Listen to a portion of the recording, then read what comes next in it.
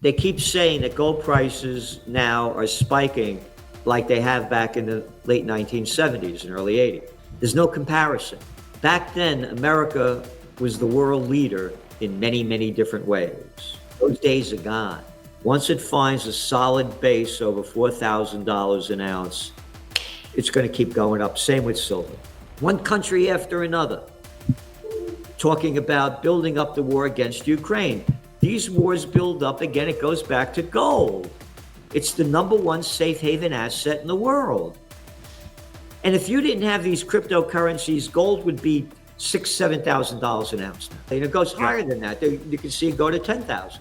In November 2025, the gold and silver markets are experiencing significant volatility amid economic uncertainties. Gold prices have dipped slightly to around $4,000 per ounce due to a strengthening dollar and anticipation of U.S. economic data, following a recent settlement at $4,186.90. Silver is on track for its fifth consecutive structural market deficit, with prices hitting record highs and exchange-traded product gains at their strongest since 2020. Experts suggest both metals could benefit from renewed dollar depreciation and potential rate cuts amid extreme intraday fluctuations, transforming the sector into a trader's roller coaster. Investors are eyeing opportunities, with some recommending allocations before 2026 as prices surpass records. Gerald Celente, renowned trend forecaster and publisher of the Trends Journal, shares his insights on the interconnected economic landscape. He predicts gold prices will surge above $4,000 per ounce amid geopolitical tensions, including escalating wars in Ukraine and the Middle East, alongside a declining dollar driven by Brics nations' shift from dollar dominance. Celente warns of impending bank failures from an office-building bust post-COVID and critiques cryptocurrencies for diverting investment from gold, while speculating on a potential U.S. gold revaluation to address national debt, potentially driving prices to $6,000 to $7,000, or even higher $10,000. Let's watch clips from Gerald Celente's explosive interview to gain more insight. Don't forget to like, subscribe, and enable notifications for additional in-depth content. Thanks for joining us again. Enjoy the video. Let's go back to 2023, not ancient history, only 2 years ago. Signature, First Republic, and Silicon Conman Valley Bank. 3 banks went bust. Poof, down goes the markets. Poof, gold prices spike. 3 banks. You're going to see 30, 40, 50 banks start failing. Again, we got to go. Trends are born, they grow, they mature, reach old age, and die. COVID was 5 years ago, the war. Now the leases are coming up, and they're not taking all this space back because a lot of people are still working at home. And they're only coming back maybe 3 days a week. They don't need all this office space. There's going to be an office building bust that's going to bring down the banks. No one's talking about this. I want to get your thoughts, too, on the gold market, the gold and silver market, because, I mean, it's all connected. I mean, gold and silver are rising because of geopolitical tensions and central bank buying and all this stuff, but it's all interwoven. It's all in one big picture. So explain to us what's going on, how in the way you see it when it comes to the metals market. Go back to the Trends Journal, top trends for 2024. Golden year for gold. Gold went up, what, 27, 30%. And then we said, when Trump got into office, gold prices are going to keep spiking. Go back to October 16th. You could look it up. Go to our YouTube, Gerald Celente, or Trends Journal. And I said that gold would go down about $500 an ounce because it really spiked up. And nothing goes straight up or straight down. You have to have a correction.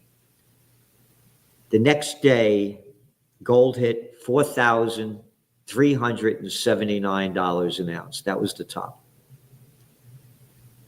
The next week, boom, goes way down. $500 it ended up going down. Last Thursday, on our podcast, I said gold has to solidify above $4,000 an ounce. Once it finds a solid base over $4,000 an ounce, it's going to keep going back up. And as we went on the air, it was at 4,194. It hit 4,245, and it backed down from it. So it stays above 4,000 4,700, 4,070, 4,100. It's going to keep going up. Same with silver. Again, you nailed it. You made it very clear. It's the geopolitical and socioeconomic uncertainties that are going on. And they're going to keep ramping up these wars. Israel's going to keep ramping up the war against Iran. Ukraine's going to keep ramping up the war. Russia's going to keep ramping up the war. Russia said that no ceasefire, no end to the war. I mean, Ukraine's losing this war. And they're wiping out their energy sources. The people have no heat, no electricity. One country after another talking about building up the war against Ukraine. These wars build up, again, it goes back to gold.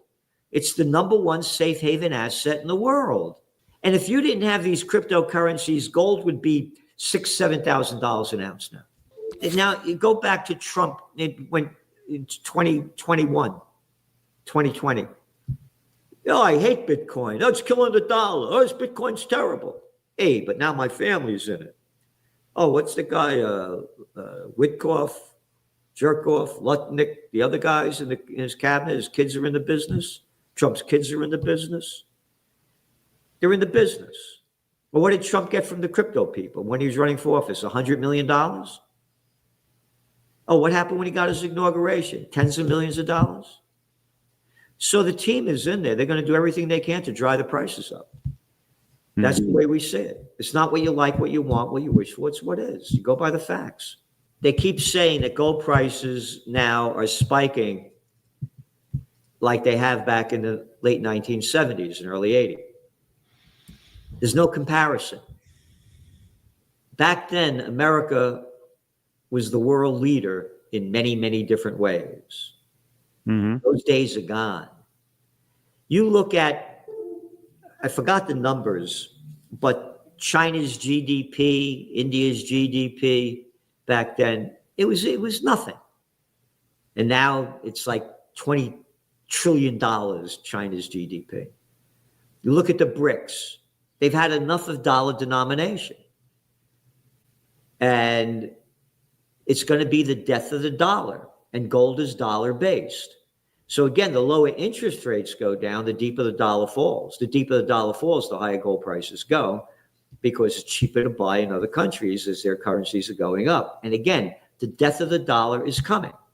This is not the same America as it was back in late 1970s. Again, China was nothing. India was nothing. There were no BRICS. So it's a different story now. And so we can see gold prices, escalating very rapidly and much higher. Let's go back to February. Trump and Musk said they were going to go into Fort Knox to see how much gold we had there. But here's the bottom line. They know what's in there. So maybe this could be the next fiction. They'll say, we got more gold. We got so much gold. We're raising the price of gold. They'll raise the price of gold to do away with the debt level. That's a possibility, which would drive gold prices way, way, way, way up. Again, it's a wild card. And a wild card, I've been at this 45 years. Every year we do top trends. This is the only year we had the wild card with Trump coming in. So you never know what card's going to be played. And they still have an ounce of gold valued at $40 some odd on their books. So if they reprice it at market value, say 4,000, even today's level 4,000, I mean, that'd be a pretty substantial uptick on their books. Oh, they'll go way beyond it. They'll say it's worth 7,000. They'll make up something. Right. Again, they made up the crap. They put it up 70% in 1 year. 70% in 1 year. So what would be 70% increase of 4,000? It would be 6,800. Something like that. All right. They did it before. They could do it again. And it goes higher than that. You can see it go to 10,000.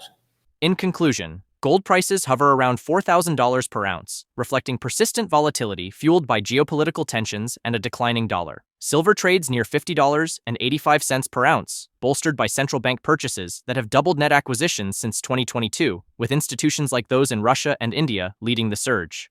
These trends underscore fears of bank failures from office space busts and escalating wars. Gerald Celente's analysis highlights gold's role as the ultimate safe haven amid socioeconomic uncertainties, predicting spikes to $6,000 to $7,000, or even higher $10,000 if conflicts intensify or the U.S. revalues reserves to combat debt. He stresses factual trends over wishful thinking, warning of the dollar's demise in a multipolar world dominated by Brics nations. If you found this breakdown helpful and want to stay ahead of these historic market moves, make sure to like, subscribe, and turn on notifications so you never miss an update. Your support helps the channel grow and keeps you informed when the markets shift next.